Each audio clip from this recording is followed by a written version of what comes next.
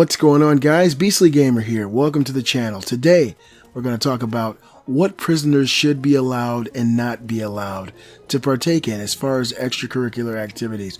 I've never been in prison, but I have lived a life that has had me in jail for a day or two on very petty charges. And while you're in jail, there's very few things that you can actually do for entertainment purposes. I think there's like chess, you can watch Judge Judy, things of that nature, but for the most part, there isn't really anything what I would consider very, very fun for you to do in jail.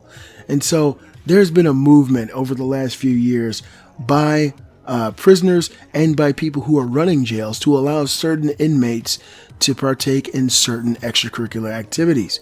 And unbelievably, in Australia, they are trying to pass a law that allows inmates to play PlayStation 4 in prison. I'll drop a link in the description.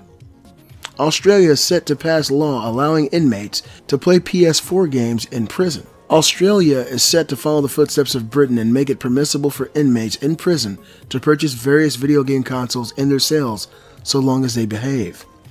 It can't be easy to serve a sentence in prison. Being thrown into a dangerous environment away from your friends and family is quite a hard pill for many to swallow. On top of that, some of these inmates began as gamers, so losing access to their hobbies is bound to make prison even worse for them. Now, inmates in Ritson Prison, Tasmania, may never have to worry about this again thanks to a legislation tabled in Tasmania Parliament earlier this week, which would allow inmates to purchase, quote, non-standard equipment, end quote, among the many things that fall under, quote, non-standard equipment, end quote.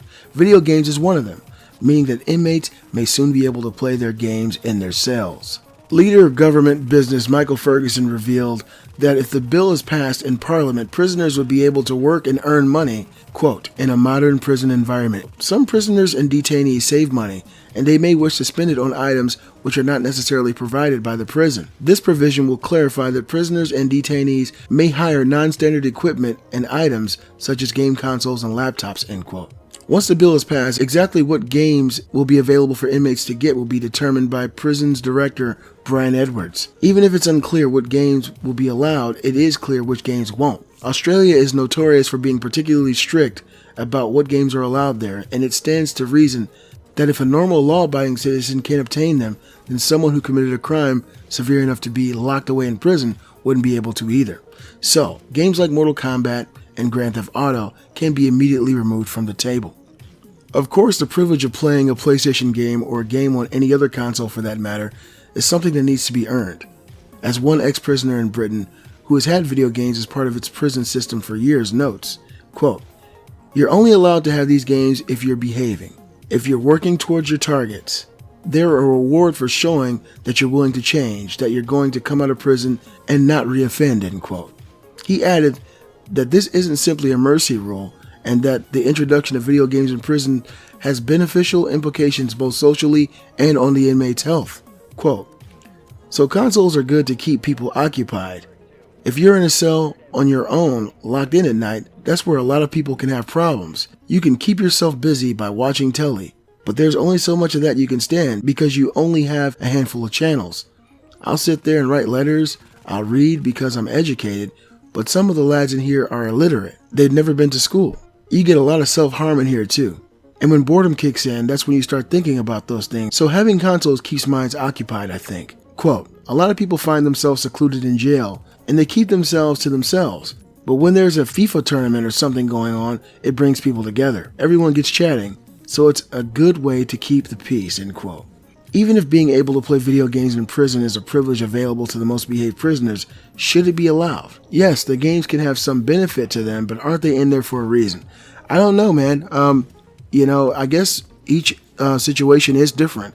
There are definitely people in prison who can play video games and probably haven't committed a crime bad enough to have that taken away from them. But when you start including this kind of stuff in prison, you got to think of all the caveats that come with it.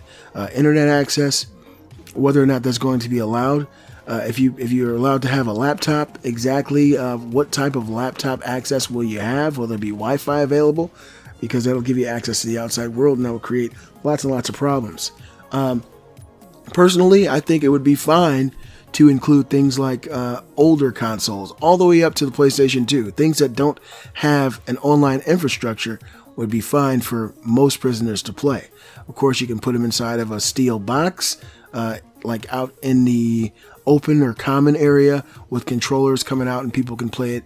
Maybe have 3 or 4 of them at all times for people to play. I think that'd be a good start. I don't know if having the latest generation consoles is the brightest idea. I honestly think there are people in prison lots of people who are innocent and who haven't committed crimes that are bad enough to have these kind of things taken away from them. Now, people who have murdered people and, have shown no remorse, those kind of people, now you can just keep them in their cell. But there are people who have committed smaller crimes of fighting people. Some people have, assault charges where they got into a fight in a bar or something. They're maybe serving 6 months.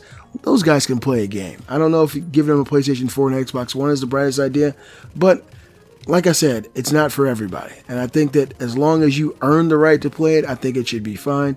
If you're not getting into altercations and scuffles, if you're keeping to yourself, you're reading and you're bettering yourself and you're reforming yourself, that these things should be available for you. You guys let me know what you think in the comments below.